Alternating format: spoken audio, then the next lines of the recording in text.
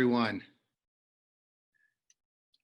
Mrs. Charville, can we put the slides on screen, please?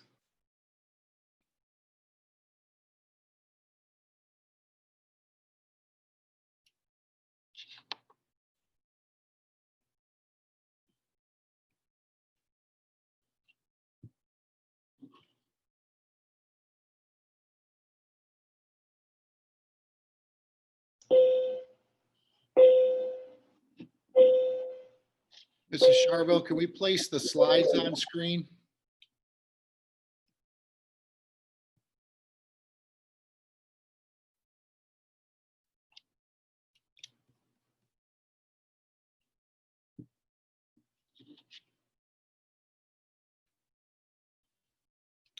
Okay, very good. Good morning, everyone.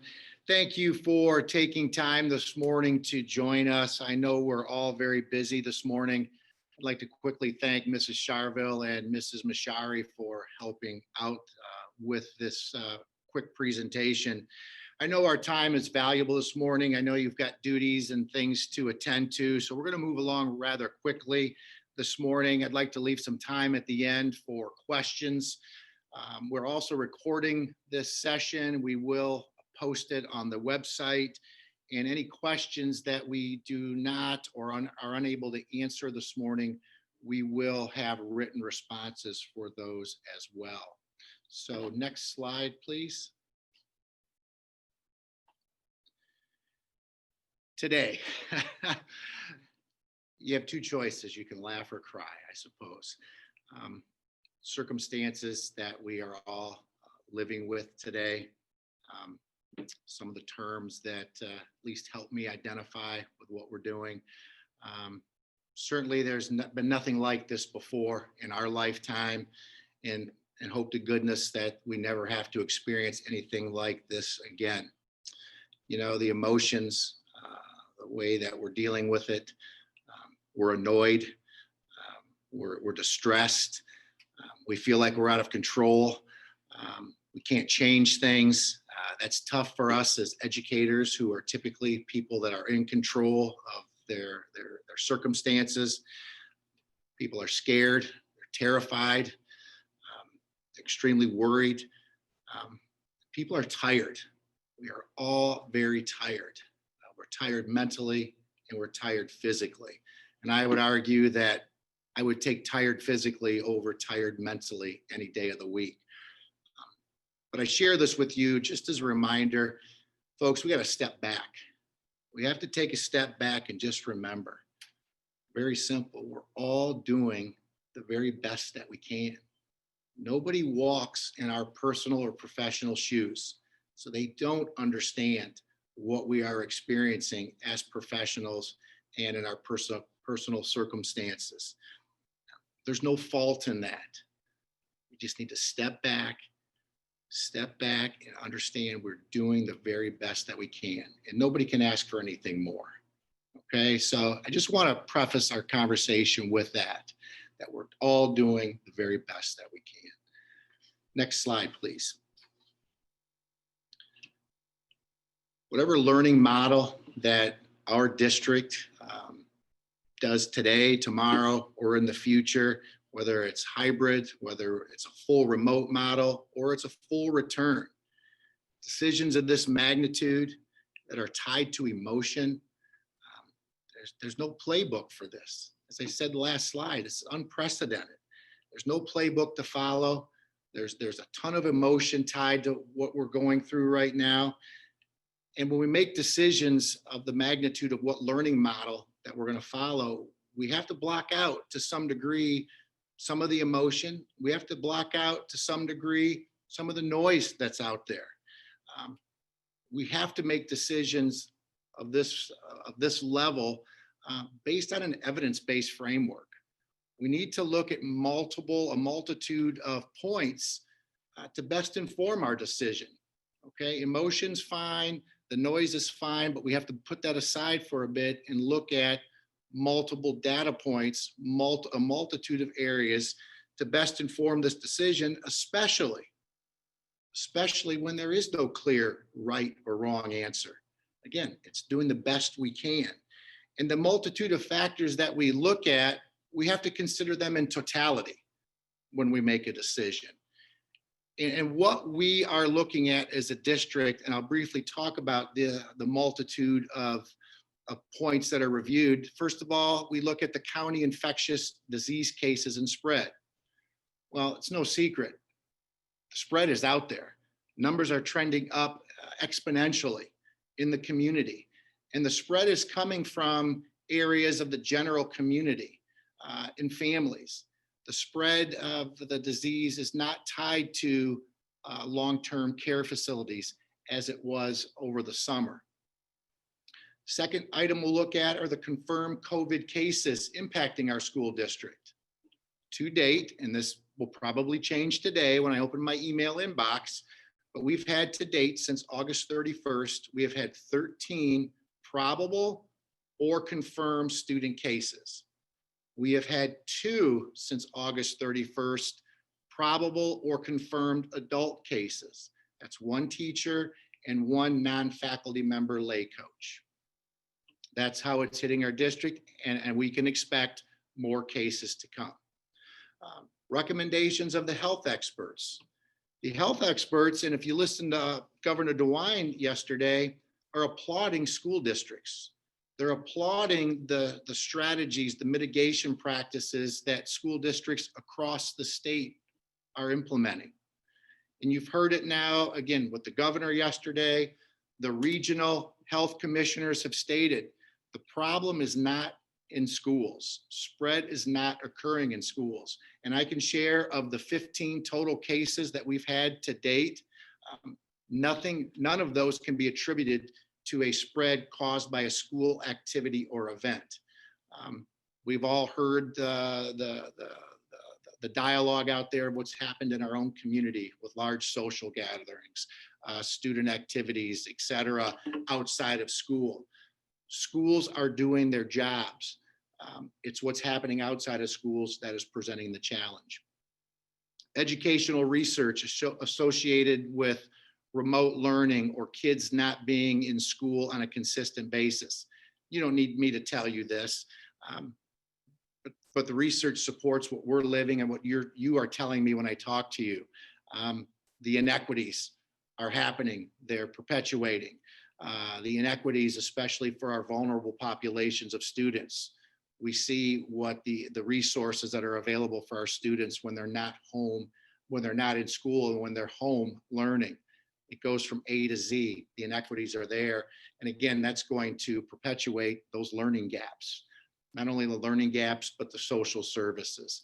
Again, we don't need research to tell us that. We live it every day. Of course, parent feedback's very important. As I said, I haven't opened my email box, but typically every morning I receive feedback from parents. And I anticipate that to continue happening, and we value that. We hear that, we need that. Faculty and staff feedback. I've talked to many of you personally. You've sent me emails, we've done surveys. I know there's a concern out there. That's very, very reasonable.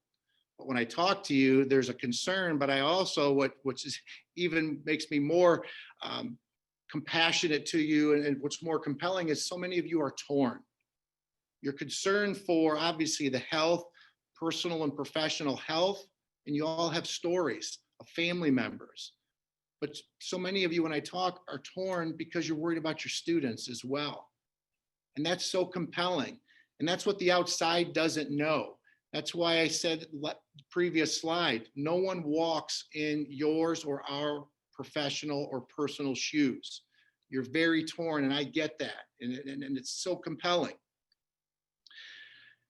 Another item that I looked up, did a bit of research on that I don't have listed here, but we closed schools, on-site schooling on March 16th of 2020.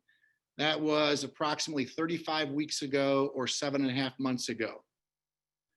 Since then, our students consistently have been back to school less than 25 days. And I should say inconsistently because we're following a hybrid. And again, There's a time and a place for that. I still believe we did the right thing by starting with a hybrid. That's correct to do. But 22 days, we're perpetuating those learning gaps. That's for all of us as educators, that's difficult to comprehend. So that's the evidence-based framework, and all of this is considered or was considered and will continue to be considered in totality when decisions are made regarding learning and teaching models. Next slide, please. Last night, the board voted unanimously to return students 5 days a week, starting the week of November 3rd. That decision was made. I list here the responsibilities of us all moving forward. What does that look like? In reality, in our last update 3 weeks ago, as I said, really, it will not look much different day to day operationally when students are back. We still are requiring face masks, face coverings. And I will reiterate that we need to double down on these mitigation strategies because they are working. It's proven that they're working, but we'll have to double down. Reinforcing face coverings, frequent hand washing, and I will not read through all of these, but if you notice next to the bullet point there, the list of responsibilities, and I'm going to share this with our parents tonight. This cannot fall upon the schools themselves for this to be successful. In all actuality, even the hybrid model for that matter. When kids are in school, we are going to depend heavily on what our families are doing outside of school. We're going to reiterate to our families using sound judgment, good decision-making, not allowing our kids to go to large Halloween parties or congregate in large settings. We're going to rely on our parents to use sound judgment. So I'm going to share that with our families tonight. We also need to recognize that our learning model, as I said before, we're very unpredictable times. While we are committed to the 5-day return, the week of November 30th, we all have to acknowledge, folks, there is a very realistic possibility that this learning model can change. Maybe before the 30th, maybe after the 30th. Again, unpredictability. And we're going to have to be flexible. It would be very much in the realm of possibility that we close a building because of circumstances related to the virus. We may have to suspend a service or an activity because of the unpredictability and circumstances revolving around COVID-19. That is a real possibility, and that's where flexibility and adaptability are going to be absolutely huge for us. So I just want to share that. And again, I will share that with our families this evening. Next slide, please. While we presented and will present a 5-day return option for our families, we're also going to present our families with a second option. And that second option will allow families to choose a full remote. The keyword there is remote, different from virtual. Because again, we heard from our families. There are a number of families out there who are concerned sending their children back for personal reasons, medical reasons, etc. And it's our job to try to meet their needs. So we're looking to offer a remote option for our parents, a synchronous model. Dr. McDonald is going to, or she's been working with the PD committee, and she's going to outline, we'll have 3 days of pretty intense professional development, getting us ready for that. The district has purchased, and we have in our possession, I believe it's 80 webcams, tripods. We have an assortment of microphones. And I do know some of you are doing this already. I believe Jen Talenko is doing something similar to this. Mr. Blevins is doing something like this. I know we have a Woodlands teacher, I believe, who is actually doing it the opposite. She is teaching from home during a time of quarantine. So we're doing bits and pieces of this already. Now we're just going to embrace this model wholly as the district. And certainly we need to recognize there's going to be a learning curve with this. As I shared with the board, we may take 2 steps backwards at a time to take a step forward. And that's a very much a reality. We're going to stretch our comfort zone a bit. But I think we're also on the optimistic side, we're going to provide it's a wonderful opportunity for professional growth here for us.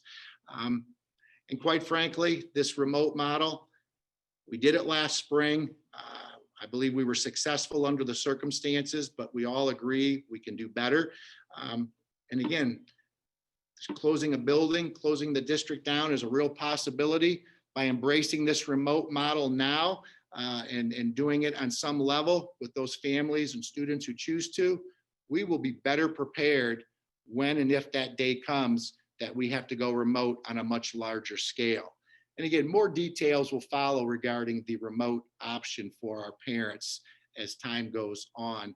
And you'll also be, I should have mentioned last slide, you can expect if you are part of your building's restart teams, I've asked our principals to scramble the teams again, either this week or the first of next week to continue that planning process as well. And again, I cannot thank you enough, the individuals who have been serving on the restart teams starting back in July. You guys have been absolutely wonderful and an absolute terrific resource helping us move forward with that. Next slide, please. Not only do we offer our students beginning in November a full 5-day return, we'll offer them the remote synchronous model as an option. We will continue offering the Huron Virtual Academy, the asynchronous model, offering that 5 days a week for students as well. And again, we do have a large number of families out there where the remote model synchronous is live time following your school schedule. That doesn't meet the needs of some of our families. They need the more flexibility. They need the more self-pacing. So that is why we'll continue offering the Huron Virtual Academy, again, our asynchronous model as well. Next slide, please. So as of today, what does it look like moving forward as we embark on this new challenge of returning students to school 5 days a week, along with a remote model? All staff preparation with no students. So Monday, November 23rd, Tuesday the 24th, and again, Monday, November 30th, we will not have students on campus. All faculty and staff will be expected to report. And as I mentioned before, Dr. McDonald is working with several of our teachers on the PD committee, putting together professional development that will assist with not only the remote teaching option for our students, but also will allow our buildings to do what you need to do in the buildings to prepare for students 5 days a week. After Thanksgiving, Tuesday, December 1st, we're going to bring students back on a staggered. This was presented to us, and I think it makes perfect sense. With the full remote students only will return on Tuesday, December 1st.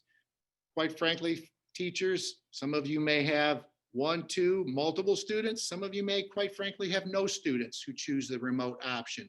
But we're using the first, December 1st, as a time to bring students back for us to work through the remote logistics and all of that entails. On Wednesday, December 2nd, we are going to bring only our on-site students back. Our remote students, that's a day for them. That allows us to now work through what it will look like logistically with all of our students back. So no remote students on December 2nd. And then Thursday, December 3rd, it'll be everyone, our remote students and our on-site students. And again, we do have a 2-hour delayed start for all students on December 7th. We're going to keep that. I would believe we'll have a lot of recalibration after having a week of all students back and remote. So we'll utilize that time for some recalibration exercises or activities. Next slide, please.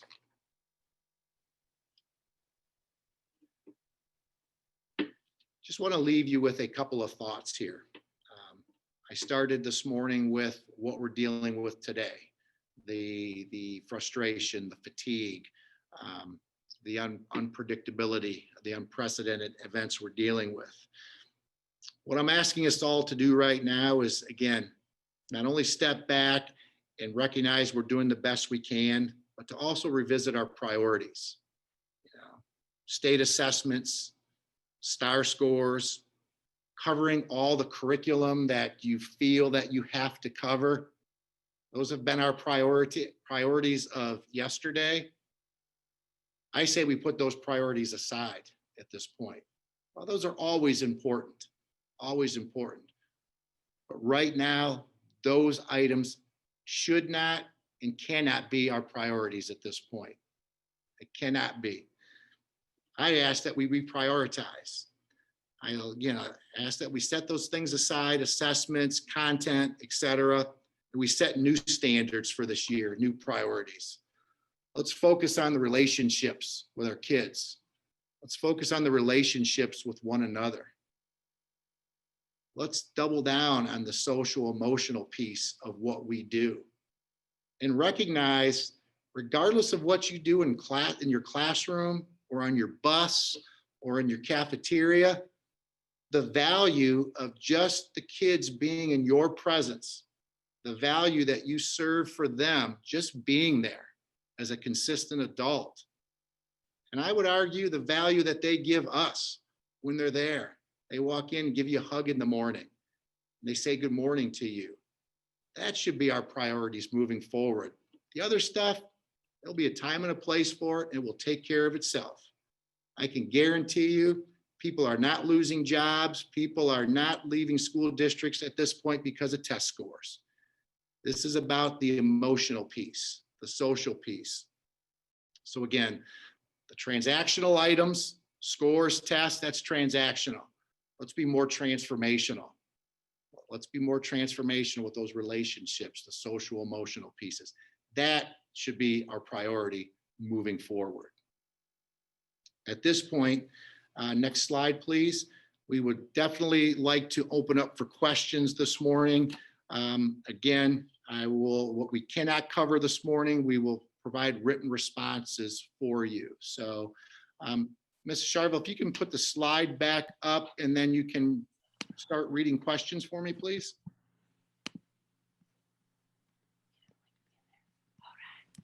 Okay, so far I don't have any questions coming in yet. The chat. Well, I'll tell you what, Mrs. Sharville, while you're waiting for questions, I had several questions submitted to me. And if I may take a moment and read those and I can share responses, that would be great. So one question I received, and I think it's a very relevant question. It says, I was asked, why are we rushing into this? And my response is, again, no right or wrong here. Since March 16th, as I said before, 35 weeks, 7.5 months ago, majority of our students have been in class, in front of our teachers, face-to-face, in front of our social worker, in front of our counselors, less than 25 days. Yes, the virus is trending upward at a rapid pace outside of our district. Again, we're averaging at this point about 2 cases a week since August 31st. Again, 1 case is too many. I get that. But the number is not rising to the level and at the rate of what's happening outside of us. And quite frankly, I believe our mitigation strategies and our practices are working. When we do them with fidelity, they work. I think we owe it to our kids to give it a try. And how long we can make it work, that will be determined. But I think we owe it to our kids to give it a try. Another question that I was asked, is the Erie County Health Department giving you, meaning me, data that we are in a better place than we thought we were at the last board meeting? Again, the community spread continues to trend upwards. Our student positive cases since the 31st, as I mentioned, we're averaging about 2 a week. I anticipate those to continue going up to reflect what's happening in the community. But again, the unpredictability of the virus is something we can't control. But the health experts are saying schools are doing a good job, that our mitigation strategies are working. So that's my response to that question.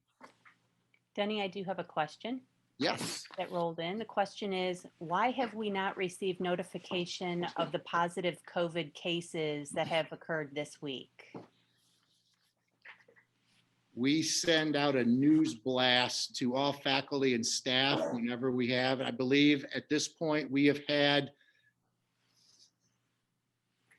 4 positive cases as of now this week, and we have sent out a news blast, and I'll double check with Mrs. Mashari.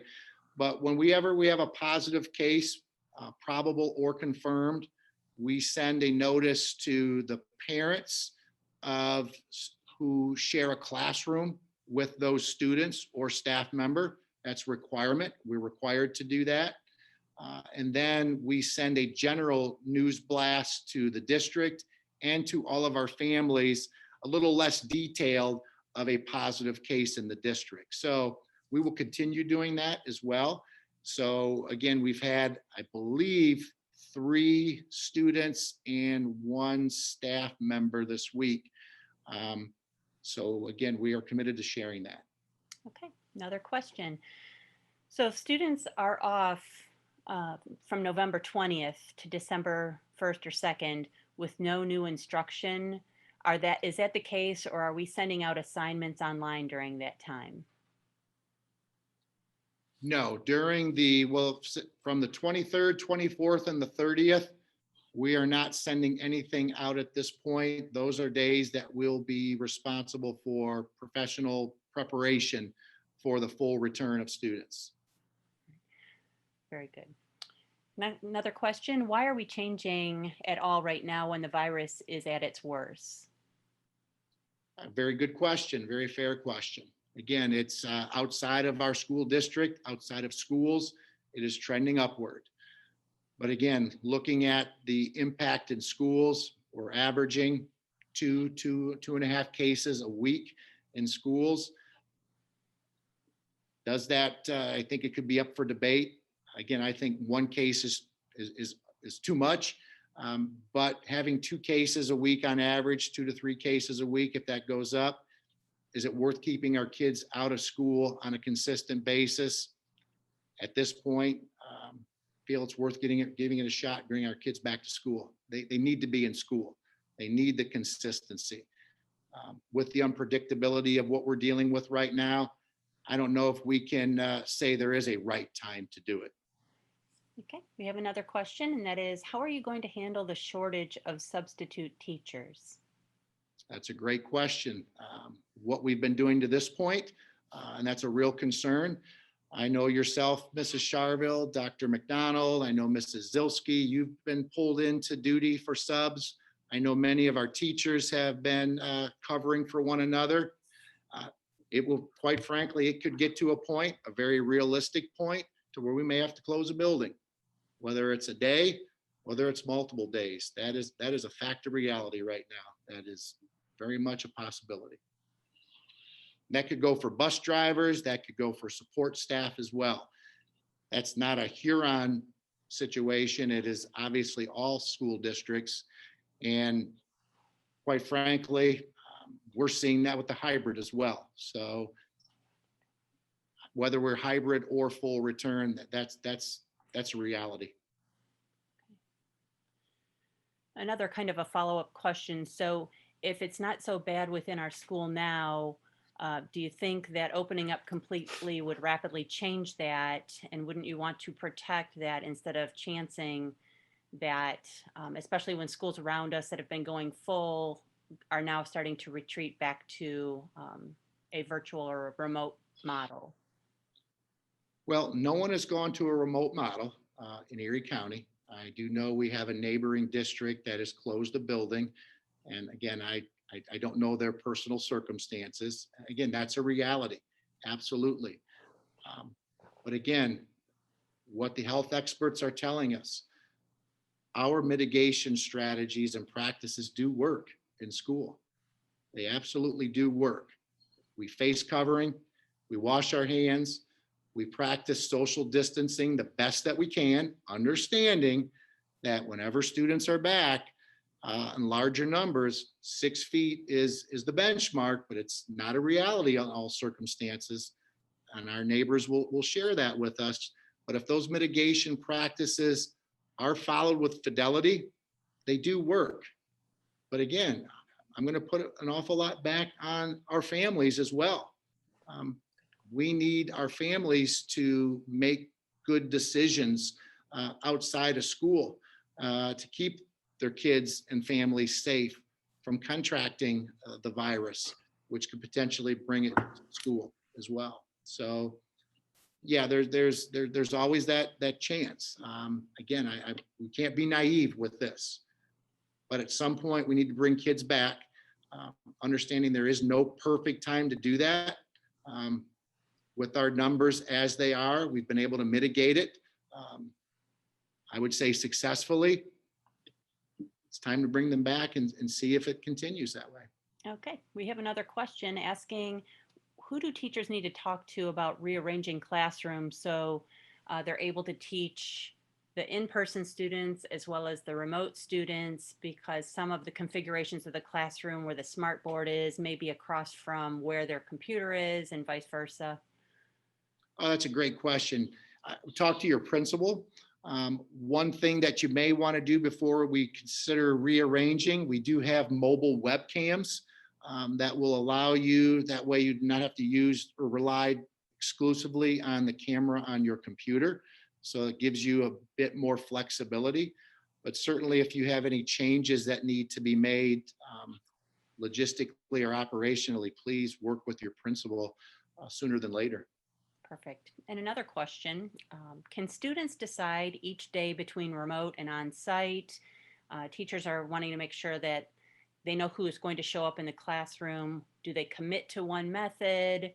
If they're sick and they have to attend remotely, they understand that, but can any student at any time flip from a remote to an on-site is the question. Great question. And no, they have to commit. We're asking, and I should have mentioned this before, we're asking our parents if they're going to choose a full remote model by the end of the business day on Friday, November 20th, they have to notify the building principal.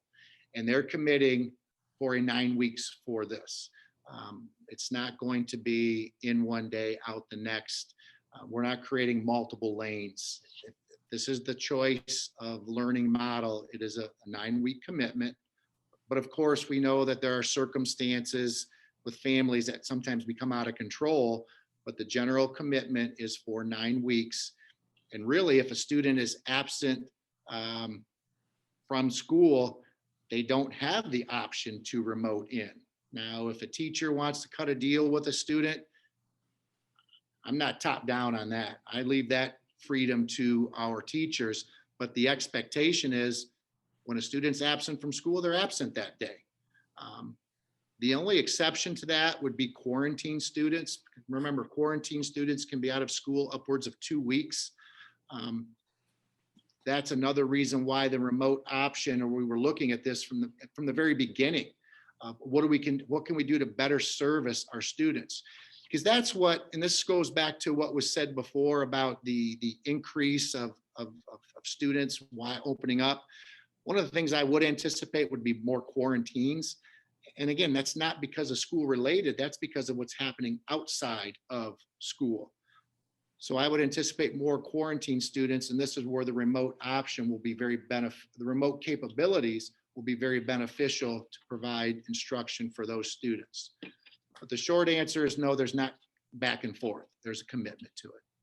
Great, and thank you. I think you just answered a second part question from another staff member. But one of the questions are, will all teachers be receiving cameras for the teaching in their classroom? Yes. We purchased, I believe, 80 or 85 cameras. And those are in process of being delivered and distributed now, correct? Cameras are on site.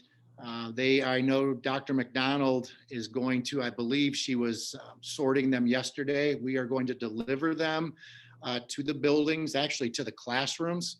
Getting a little ahead of myself here. We're going to just deliver them. We're going to stop by, drop them off, hand you a box and say, have fun. That's not the only PD. What we want you to do over the next few days, open the box up, take it out, look at it. Some of you are at different points of your expertise and familiarity. Like me, I don't know up or down from a webcam. And there's others who are doing this already. We want you just to explore on your own. And then over those 3-day PD sessions, we're going to have a general PD on the ins and outs of the camera. Then we'll also have a tech person in each building over those days to walk around and pop in to classrooms to make sure they're plugged in properly. You understand the on and off switch, all the capabilities of those cameras. I don't see any other questions at this time. I can read a couple of more questions for those who want to stay on board with us, because as I mentioned, I did receive several questions relating to the cameras. A teacher asked, do I have to be on camera? No, that's the individual teacher's choice. You can just have your board on the screen from your computer. You could have the camera pointing towards the smart board or an area where you're working. That's totally up to you. Question also regarding cameras. Will my class be on camera? No, unless you feel that there's an educationally relevant situation for them to be on camera. They don't need to be on camera. What am I required to show and what am I not allowed to show on camera? Again, educationally relevant material, supporting teaching and learning. That's all you need to show. Will I and the students in my room be protected from being recorded or posted on social media? I think that's a great question. Teachers are not going to be expected to record lessons. I know some of you are doing that now. It's not my place to say don't do that, but there's certainly not a requirement or an expectations. Students found guilty of recording or sharing classroom content on social media, they'll be subject to the appropriate disciplinary actions or consequences. And furthermore, the remote option may be revoked at that time. So while we can't guarantee it, we can have strategies in place to strongly discourage it, or at the very least, hold accountable for that. Denny, I think a great question just came in. Some students are not allowed to be on camera. So will teachers get a list of those students so that they know who or who cannot be potentially on a camera? Absolutely. We can work with our principals on that for sure. That's a good question, and it's a reality. Sure. That is all I have on my end. Okay, I had one more, I think, as I'm looking through my notes here. Question was, will we get more planning time? At this point, there is no plan to continue with Tiger Mondays. If the district, when the district returns to 5 days, again, that certainly can be reevaluated as we go through this, this new endeavor. The thought is that actually believe you're doing more work now because you're creating lessons for on-site and at home, where in reality, you're really just creating one set of lessons because the remote students are going to experience what you're doing in class. And again, the goal is to give them about 75% of that classroom experience. Now, of course, I know there are some circumstances where there'll be something that cannot be done remotely. Maybe it's with our littles, or you have a lab of some sort that may require an additional activity to be planned. Again, that we're leaving that academic freedom to you as the instructional specialist. Well, at this point, if we have no further questions, again, I want to thank everybody for taking time to listen this morning. I hope I was able to answer your questions. Again, not saying that we'll always agree on things, but I'm just giving you the most honest response that I can at this point. 'Cause like I said, we're doing something that's never been done before, and we're all learning every day. So with that said, have a great day, everybody. Enjoy. Thank you.